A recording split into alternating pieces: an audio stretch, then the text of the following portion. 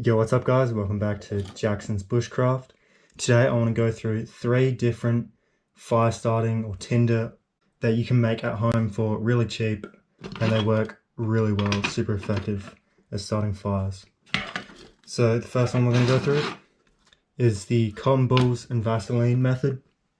Now cotton balls alone will make an extremely good fire starter. They will burn extremely easily. A ferro rod will, one spark will ignite the entire thing, but they do burn out in like 10 seconds probably. So to make that burn a lot longer, to give you a better option at starting fire, we want to get some Vaseline here, and then get your cotton ball, and there's a couple ways you can do it. You can actually unroll your cotton ball like that, and then you just want to dip that in the Vaseline, get your fingers all squished in there.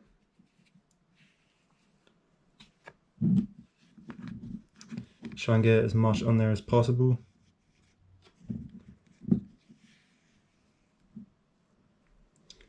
Okay, now I'm going to roll it up again, and depending on how much is on there will be about how much it's going to burn for. So I'm going to put a little bit more on there now on the outside.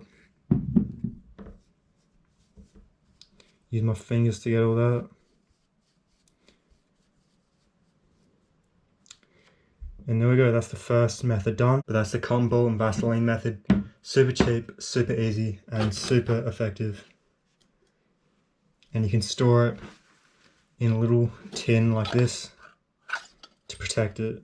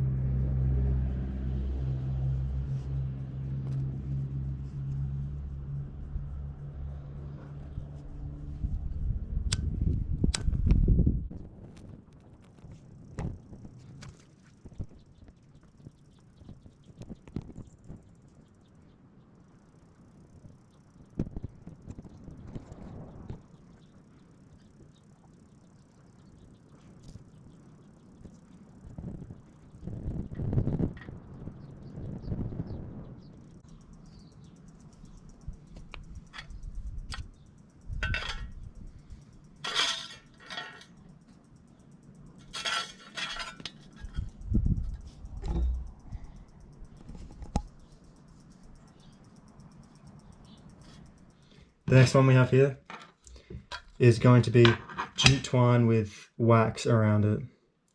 Now I like this method because it seems a bit more primitive. I don't think it is as effective as the combo. Still a great way to start a fire though. Super easy to make, a bunch of them, and extremely cheap. So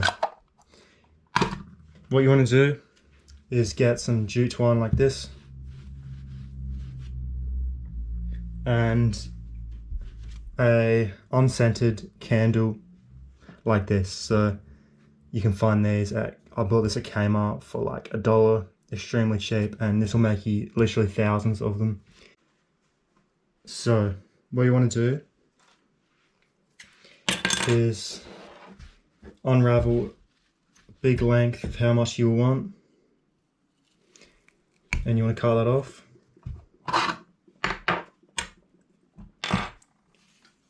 And then you want to cut this into little strips depending on the length you want for your fire starters.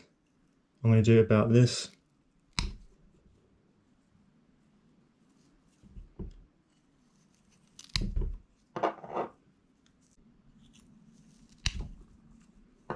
Okay, that's going to be enough just for my demonstration. You want to get some tin foil or something that you can melt the wax into, and then you want to dip these into the wax. So what I've done here is just gotten some aluminium foil, made a bowl with it, and then you're going to need some sort of fire. You can either put this in a pot of boiling water, that will work, or put it over top of a little hexamine stove like this, which I'll showcase in just a second.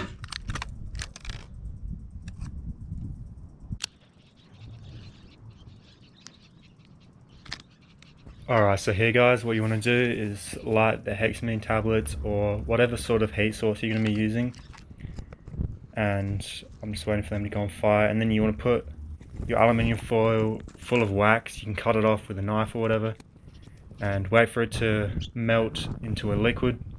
And it's best to use some tweezers for this, and then just dip the twine into the wax very carefully, because I actually stuff up here.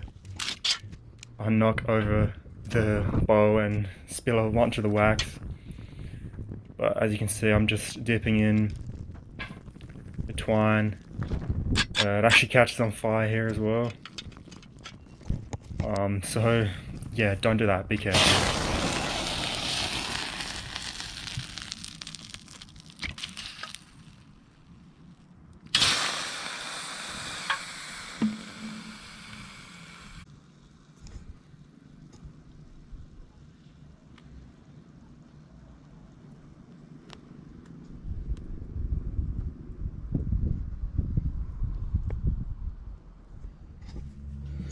Alright, so now that you've got these little bits covered in wax, they should be kind of rigid-ish.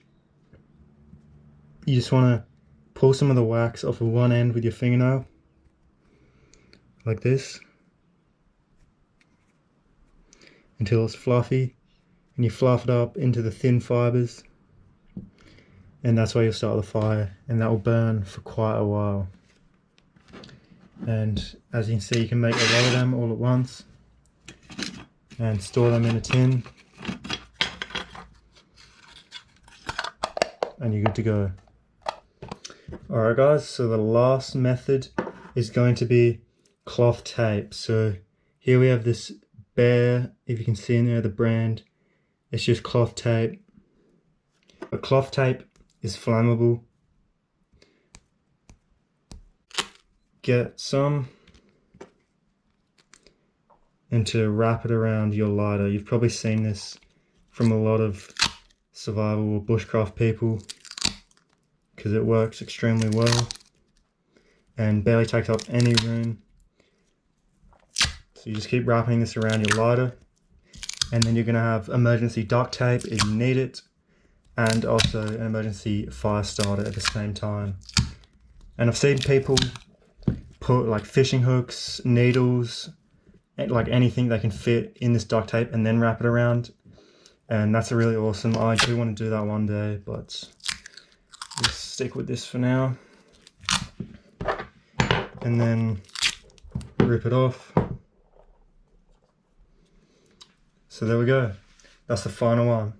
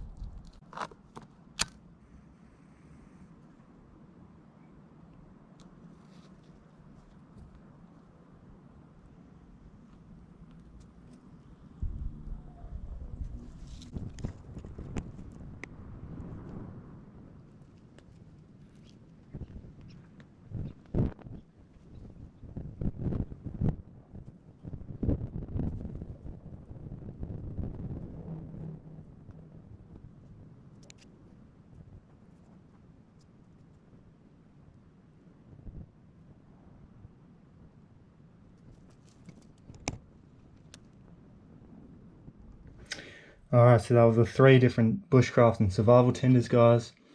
I hope you enjoyed the video. If you did, please like the video and subscribe, and leave a comment if you have any tips, suggestions, whatever. And thank you for watching. I'll see you in the next video.